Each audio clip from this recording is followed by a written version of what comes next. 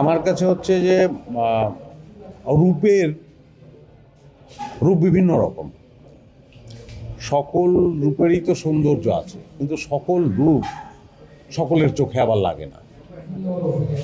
তাই বলে সকল রূপ যে অযোগ্য তাও না, কারো কারো চোখে লাগে।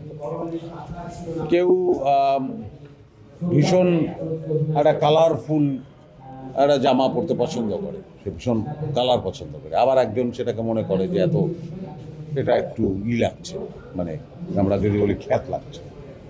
কিন্তু আরেকজনের কাছে ওইটাই মনে হচ্ছে বাহ কি জল জলের সুন্দর, লাইটের একটা ড্রেস। তো ব্যাপারটা এরকম।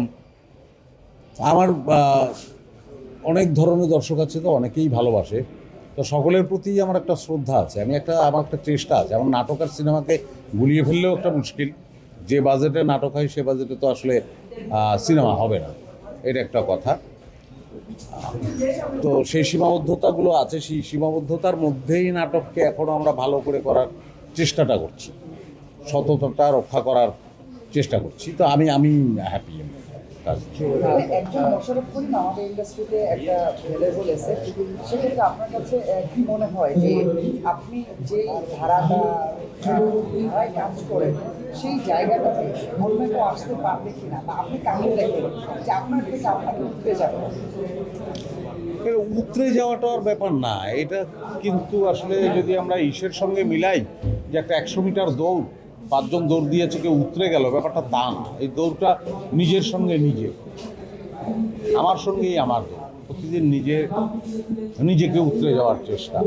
এবং এইটার কোনো সীমা নাই আসলে, কারণ আমাদের কাজটা আসলে মনোজগৎ নিয়ে, আমরা যারা শিল্পের সঙ্গে জড়িত মনোজগৎ নিয়ে, আর মনোজগৎ সসীম না, অসীম।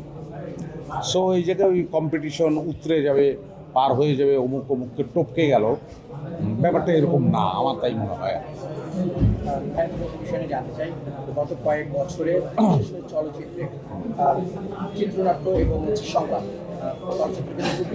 বাংলা চলচ্চিত্রে অনেক বছর আসলে আমরা ভালো, আমি শুনতে পাচ্ছি না কথা। খুব ভালো ওকে, আসছে খুব ভালো চিত্রনাট্যের সাথে ভালো সংলাপ আসলে মানুষের বিবেকবোধকে যে আবারও জাগ্রত করতে পারে। শেষ কয়েক বছর আমরা দুইটা সিনেমা ভালো দেখেছি, একটা উৎসব আর একটা বন্ধুত্ব এক্সপ্রেস।